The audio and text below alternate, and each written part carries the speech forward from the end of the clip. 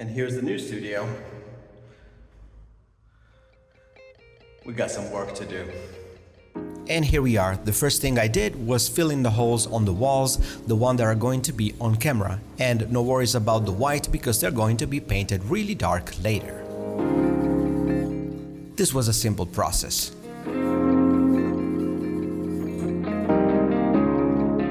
Next up was one of the hardest things to do and was assembling these drawers from IKEA Malm. They were really big and really heavy and a little bit complicated to assemble. And I had to assemble 2 of them.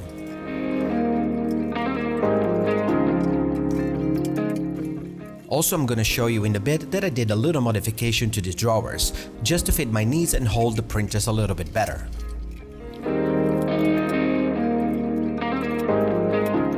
And one is completed and done, and I didn't put the back panels because I wanted to have access from the back as well. And fortunately, all the drawers are sliding perfectly. And now it's time to assemble the other one, but I won't bother you with that.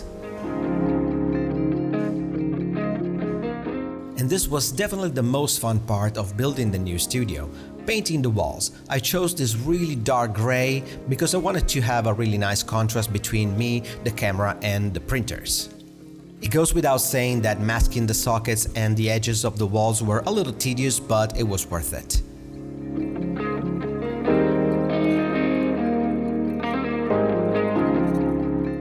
The painting wasn't perfect, but the result was pretty good. After that, I waited 8 hours and put another coat. Also, I realized later that the paint needed a protective coat, which I'm gonna do next week. And here you can see the studio is coming to life.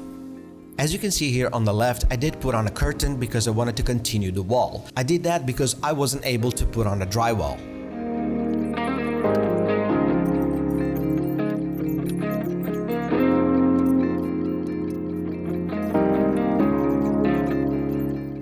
And also I started to bring some of my printers. So far 3 of them.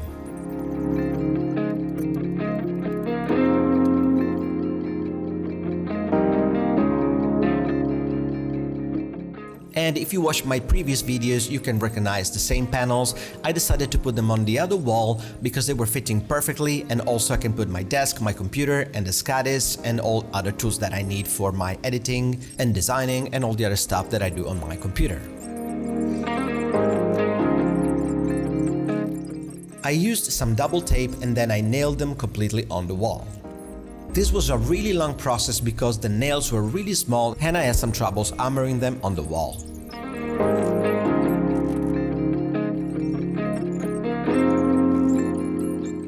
For the next step, I had to cut this aluminum pole that will hold all my filaments in the billy from IKEA. And you can see behind me some plastic poles, but I had to return them because they were bending, so that's why I chose aluminum. And here is with all the printed brackets for the billy, and this is the 80mm billy. But if you want to go smaller and safer, you can buy the 40mm instead, which fits a little better.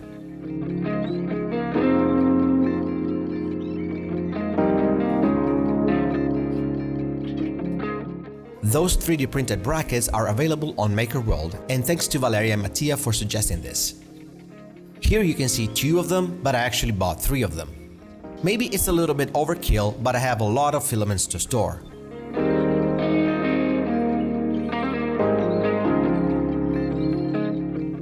And this process was quite fun too.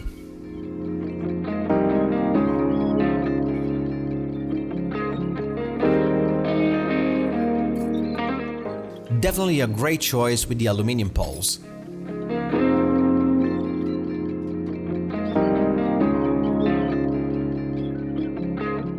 Here is the modification that I did on the drawers. This is the actual bottom. I decided to add these MDF panels so I could attach some wheels.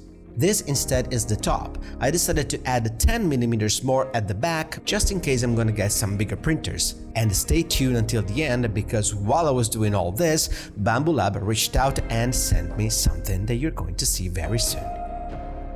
But before the big reveal, I just want to show you all the iteration of the old studios, starting from my kitchen living room and then to a little small studio and finally to this one. So I hope you enjoyed this video, and as usual, I'll catch you on the next one.